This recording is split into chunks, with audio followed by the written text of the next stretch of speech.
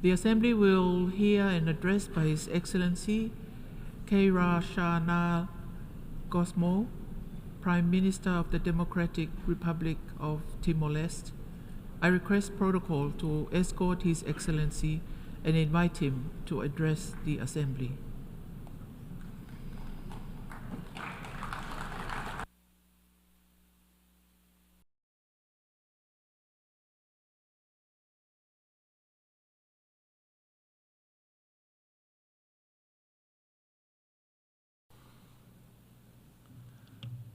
Sua Excelência, Sra. Vice-Presidente da Assembleia Geral das Nações Unidas, todas as formalidades protocolares cumpridas, é uma honra dirigir-me novamente a esta Assembleia em nome de Timor-Leste. Esta sessão tem um significado especial para nós, timorenses.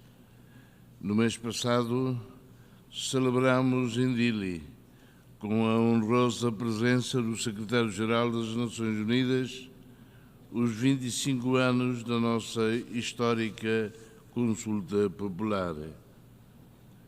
Há um quarto de século, o povo de Timor-Leste, sob a égide das Nações Unidas, exerceu o seu voto pela independência. Com o apoio da comunidade internacional, foi possível devolver aos timorenses o seu destino, o de viver em paz, liberdade e independência, após 24 anos de resistência numa guerra esquecida que impôs ao povo o sacrifício de mais de 200 mil timorenses. Em 2002, quando nos tornamos o membro 191 das Nações Unidas, foi um dia memorável para o povo timorense e foi, sem dúvida, um triunfo do sistema internacional. Hoje, estou perante vós com orgulho a representar uma democracia vibrante, uma democracia que acolheu a paz, o diálogo, os direitos humanos e o Estado de Direito. Timor-Leste, apesar de ser um pequeno país e um jovem Estado, é o exemplo desta procura incessante pela paz e tem afirmado esta posição no cenário internacional. Logo após a nossa votação pela independência, iniciamos um processo de reconciliação interna entre nós, timorenses, e externa com os nossos vizinhos indonésios. A reconciliação é um poderoso mecanismo para apaziguar o passado e construir o futuro. A reconciliação e a confiança são os instrumentos para a paz de que o mundo precisa. Excelências, a história de Timor-Leste é uma história de esperança e resiliência. A criação da Organização das Nações Unidas foi fundada com a esperança, a de alcançar a paz em todas as suas dimensões e em todos os lugares, promover o desenvolvimento sustentável, encontrar soluções coletivas para os desafios e ameaças globais e unir a cooperação internacional em torno destes objetivos. No entanto, nunca houve tanta desesperança, incerteza, instabilidade e desconfiança como nos dias de hoje. As crises globais são realmente múltiplas e complexas, como é do conhecimento de todos. Os objetivos do desenvolvimento sustentável cumprem-se daqui a 6 anos e eu diria que estamos longe de os cumprir, como todos ouvimos muitos panelistas que vieram aqui. Mas alguns países já perderam a corrida antes mesmo de sair do ponto de partida. Timor-Leste e os países do G7+, propuseram a inclusão do ODS 16, paz, justiça e instituições fortes, na Agenda de Desenvolvimento 2030, porque acreditamos que não deixar ninguém para trás significa chegar primeiro àqueles que são mais frágeis. A paz e a estabilidade são a prioridade para alcançar o desenvolvimento sustentável. Sem paz, não há justiça, não há instituições fortes e não há desenvolvimento. E sem desenvolvimento, a paz torna-se frágil. Há 2 dias, o G7+ teve um evento paralelo aqui nas Nações Unidas, onde cada um expressou os sucessos alcançados ou retrocessos observados. Contudo, o problema comum que todos enfrentam para a solução dos seus problemas internos é a escassez de financiamento. Timor-Leste orgulha-se de ter já registrado alguns progressos significativos, mas estamos conscientes de que ainda há muito que fazer. A sobreposição de crises no mundo exacerbou as desigualdades sociais e económicas. A fome é o rosto mais ilustrativo da desigualdade. As mulheres, os jovens e as crianças são quem ilustram esta tragédia de forma mais perturbante. Num mundo em que os gastos militares globais ultrapassam os 2,4 mil milhões de dólares, mais de 800 milhões de pessoas no mundo sofrem com fome extrema. Há países a registrar níveis alarmantes de fome e de fome grave, isto nas regiões devastadas por décadas de conflito e instabilidade. Excelências, Timor-Leste, sendo uma meia-ilha, está atualmente focado na diversificação da sua economia, com especial ênfase na agricultura e na economia azul. Ao investir nestes setores, pretendemos melhorar a subsistência do nosso povo e aumentar a segurança alimentar. Timor-Leste está a lidar, como outros países, com as alterações climáticas e com as atividades insustentáveis no oceano. Como sabemos, e nas palavras de Sylvia Earle, precisamos de respeitar o oceano e cuidar dele, como se as nossas vidas dependessem disso. Porque dependem. Timor-Leste está localizado no Triângulo de Coral, uma área magnífica em biodiversidade marinha. Os nossos mares hospedam importantes ecossistemas e vida marinha e servem como uma importante rota migratória para espécies como as incríveis baleias azuis pigmeus. Timor-Leste tem o gosto de partilhar que ratificou o acordo relativo à conservação e à utilização sustentável da biodiversidade biológica marinha das áreas não sujeitas à jurisdição nacional, ao abrigo da Convenção das Nações Unidas sobre o Direito do Mar, e apoia e participa ativamente na negociação do Tratado sobre Plástico Marinho.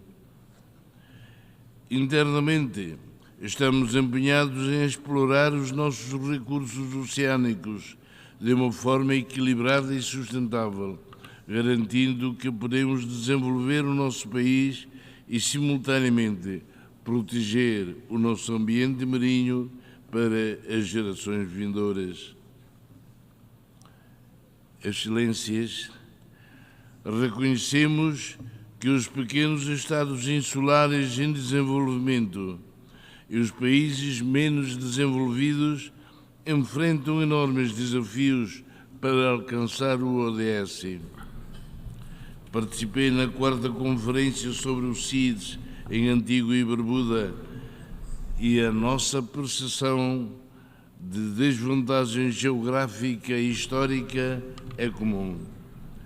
Sem condições financeiras, reforço de capacidades e transferência de tecnologia, não conseguimos fazer melhor.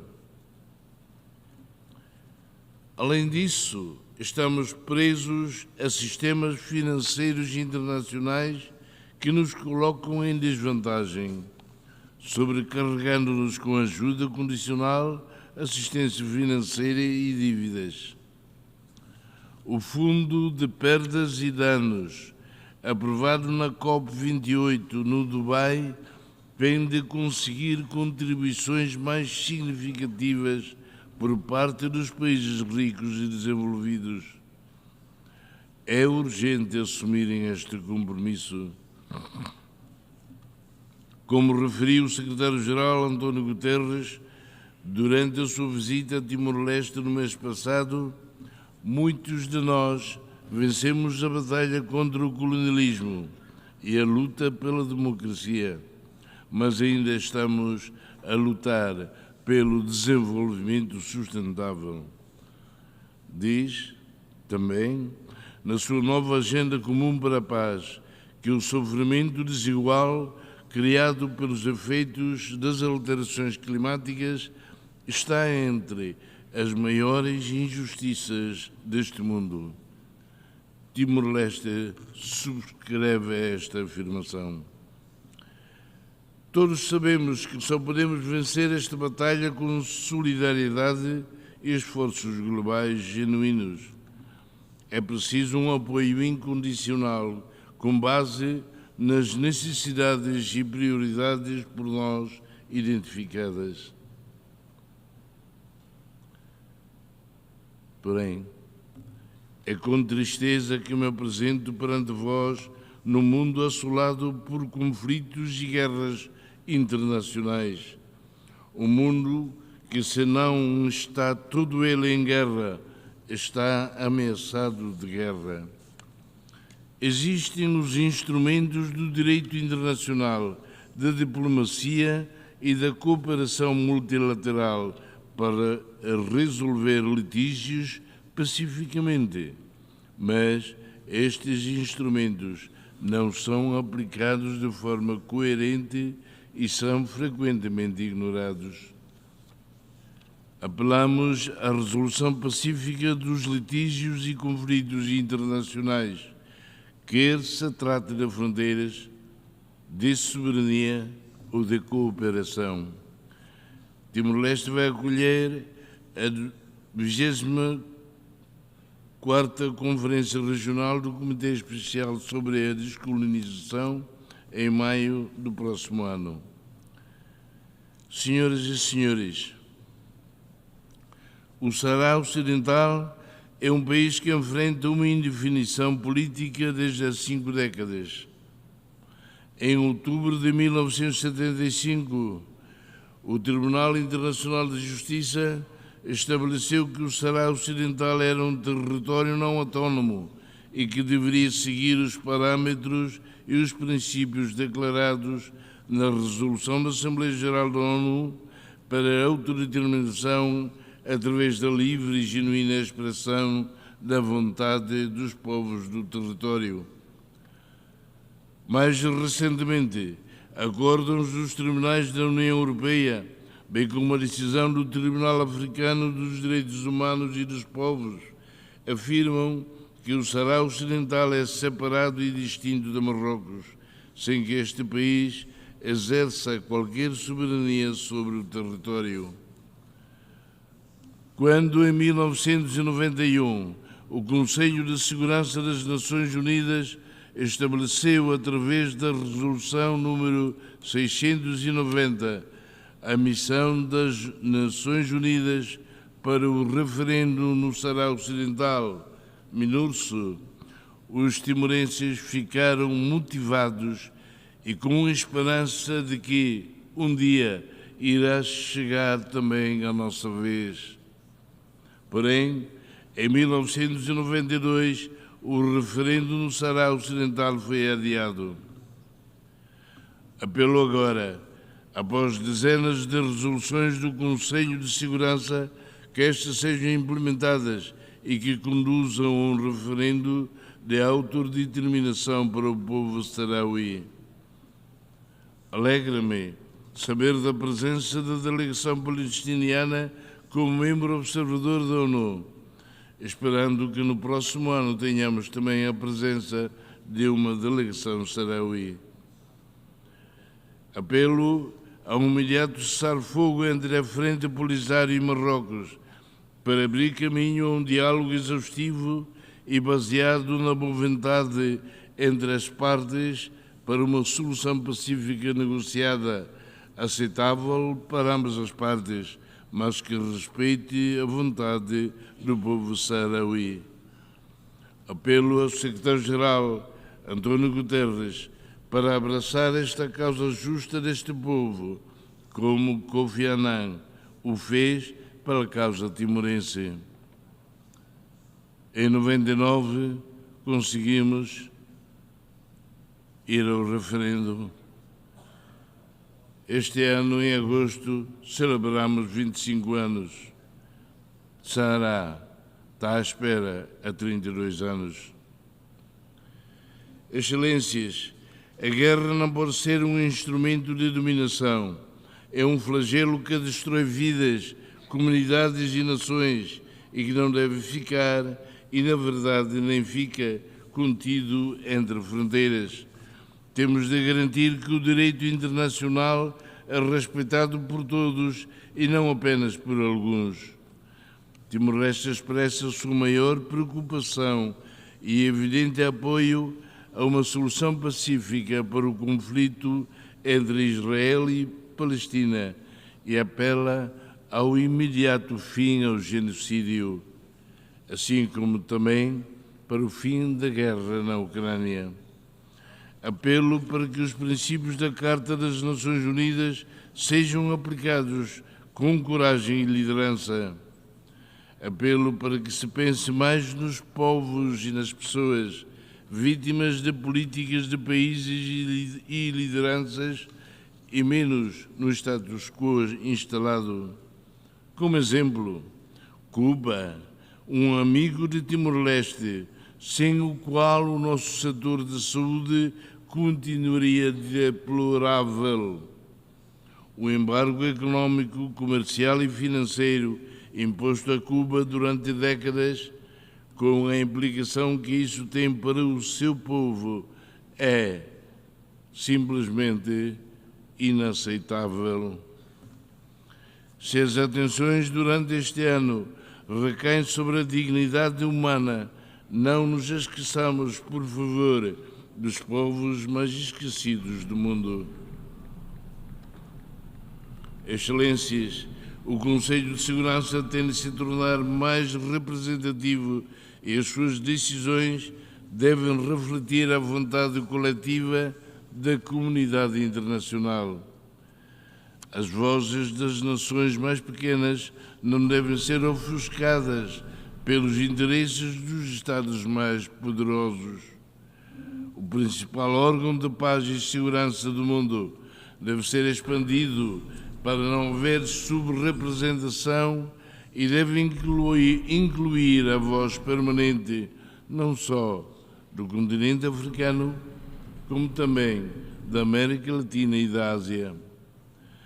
Timor-Leste apoia uma reforma abrangente e a longo prazo do Conselho de Segurança para o alargamento dos membros permanentes e não permanentes, pois só assim haverá uma arquitetura sólida e transparente para a paz global. Consideramos também que a própria Assembleia Geral tenha mais poder em questões de segurança para evitar que os Estados-membros paralisem em situações críticas. Sentimos-nos encorajados pelos apelos do Secretário-Geral para eliminar as armas nucleares e outras armas de destruição maciça antes que elas nos eliminem. Timor-Leste ratificou o Tratado da Proibição Total de Testes Nucleares e o Tratado sobre a Proibição de Armas Nucleares e apela para que todos contribuam para garantir o nosso futuro comum, incluindo a ratificação do Tratado pelas Ilhas do Pacífico. Apelamos a todas as nações, em especial ao mundo desenvolvido, para que se juntem a nós na construção de um futuro mais justo, mais equitativo e mais sustentável, cumprindo assim a visão do Pacto para o Futuro. Antes de terminar, não posso deixar de reconhecer o meu apreço pelo Secretário-Geral, que agora tem também nacionalidade timorense, pelos seus esforços para transformar o presente num futuro de dignidade para todas as gerações. Esta visão só será possível se todos os Estados da ONU conseguirem ultrapassar as suas divergências e atuarem em conjunto para a consolidação da paz e desenvolvimento. A paz é uma missão global. O desenvolvimento é um dever global. E lembro, sem as Nações Unidas, o nosso futuro seria ainda mais sombrio, com todas as suas fragilidades ou necessidades de mudança. As Nações Unidas são um mecanismo comprovadamente mais promissor que temos para ultrapassar as dificuldades do nosso tempo. Sem este organismo, estaríamos verdadeiramente sem saída. Com perseverança e vontade de fazer o bem, por mais difícil que isso pareça, não há desafios que não sejam intransponíveis. Muito obrigado. On behalf of the Assembly, I wish to thank the Prime Minister of the Democratic Republic of Timor-Leste.